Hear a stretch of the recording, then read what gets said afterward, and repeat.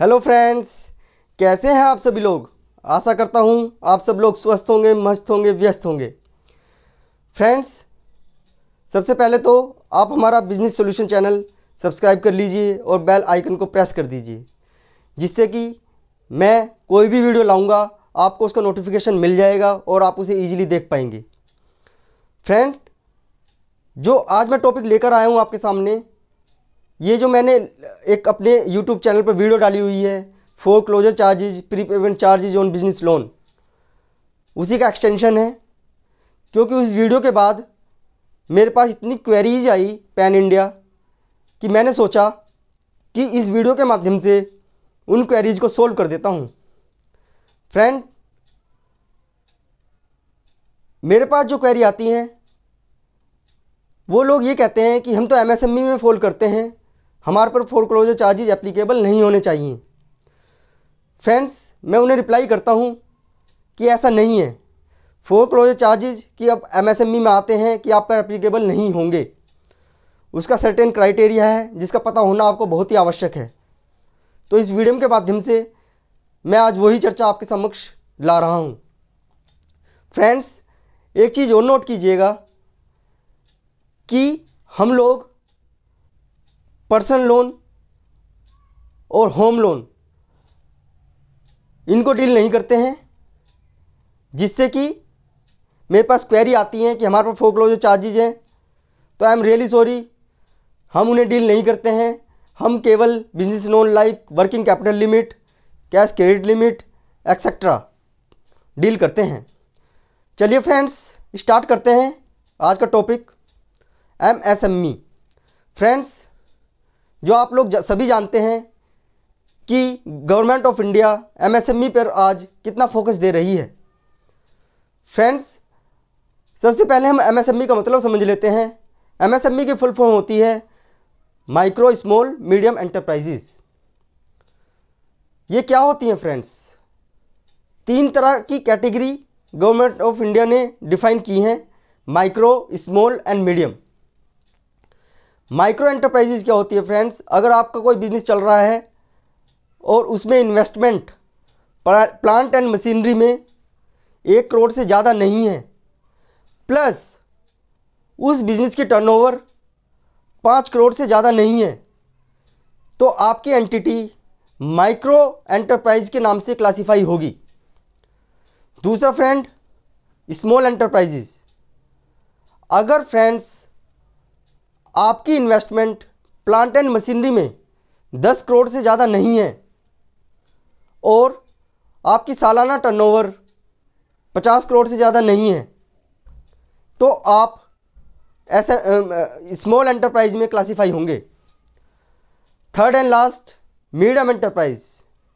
Friends, अगर आपकी investment plant and machinery में 50 करोड़ तक है और प्लस आपकी टर्नओवर 250 करोड़ से ज़्यादा नहीं है सालाना, तो आप मीडियम एंटरप्राइज में क्लासिफाई होंगे। तो फ्रेंड्स, जब आप कैलकुलेशन कर रहे हैं कि आप फोरक्लोजर चार्जेज एप्लीकेबल होंगे जो बैंक से आपने लोन लिया है नहीं, तो इन क्लासिफिकेशन को ध्यान से देख लीजिएगा। मैं बताऊंगा कि ये क्लासिफिकेशन देखना इम्पोर्टेंट क्यों है।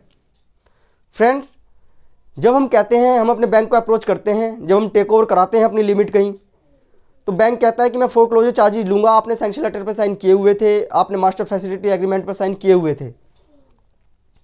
उस केस में फ्रेंड्स, हमारे पास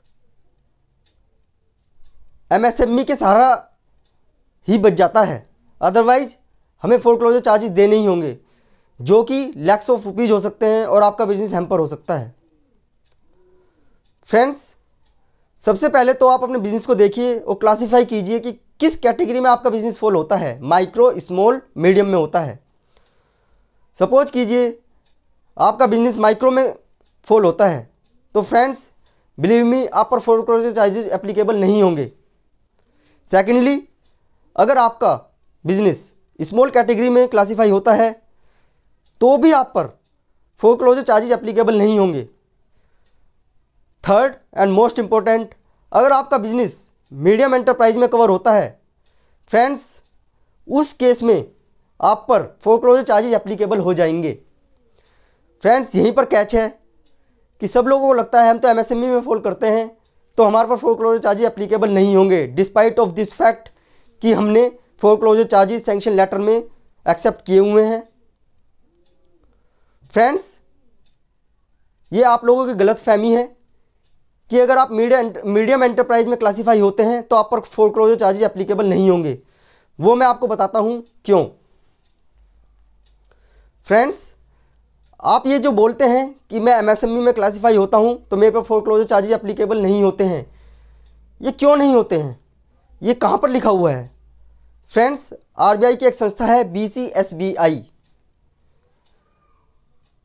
जिसने कुछ कोड बनाए हुए हैं और वो कोड सभी बैंकों ने फॉलो किए हुए हैं। उन कोडों को बोलते हैं bank commitments to the customers, कि बैंक अपना सिस्टम ट्रांसपेरेंट रखेगा, उसमें कोई दिक्कत नहीं होगी। तो बैंक ने उन्हीं कोड्स के अंदर वो कोड एक्सेप्ट कर रखे हैं। उस कोड में एक जगह लिखा हुआ है कि अगर आपके फ्लोटिंग रेट इंटरेस्ट के लोन हैं तो उस पर हम फोरक्लोजर चार्जेस नहीं लेंगे, सब्जेक्ट टू अगर आपकी ऑर्गेनाइजेशन एंटिटी माइक्रो और स्मॉल में क्लासीफाई होती है।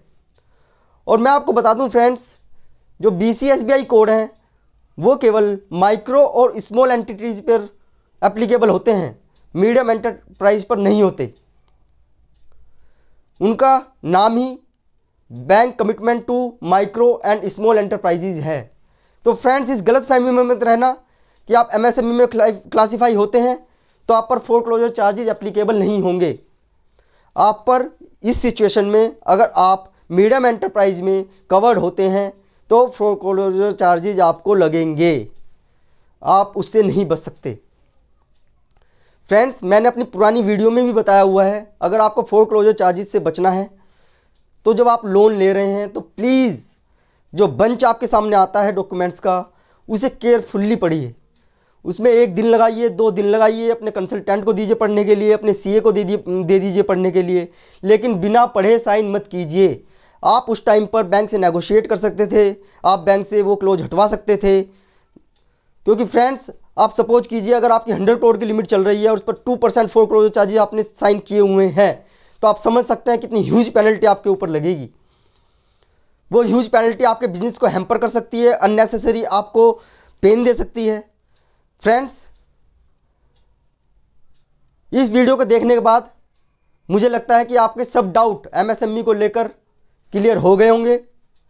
और दूसरा, आपको यह भी पता चल गया होगा कि लोन के डॉक्यूमेंट पढ़ना कितना इंपॉर्टेंट है। फ्रेंड्स, हमें स्टार्टिंग में ये नहीं पता होता कि हमने ये जो साइन किए हैं उसके कॉन्सिक्वेंसेस क्या होंगे, लेकिन फ्रेंड्स जब हम टेक ओवर कराते हैं, लिमिट लोन बंद करते हैं, तब बैंक हमसे डिमांड करता है कि आपको ये चार्जेस देने होंगे, तब हमारी आंखें खुलती हैं, अरे हमें तो इतनी ह्यूज पेनल्टी लग रही है। तो फ्रेंड्स, इससे बचने के लिए प्लीज़ लोन डॉक्यूमेंट्स को बड़े ध्यान से पढ़ें, उन्हें साइन करने से पहले पढ़ें, बैंक से नेगोशिएट करें, वो कंडीशन एक्सेप्ट ना करें जो आपके बिजनेस के लिए सूट ना करती हों।